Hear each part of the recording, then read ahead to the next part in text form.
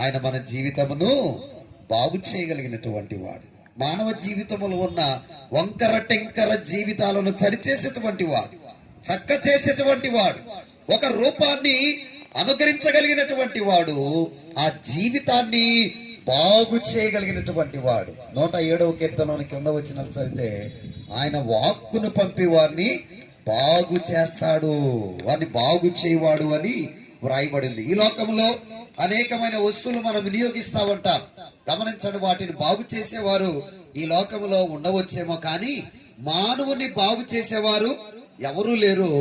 మానవుని బాగు చేసేవాడు సృష్టించిన ఆ సృష్టికర్తే మనిషిని బాగు చేయవాడు.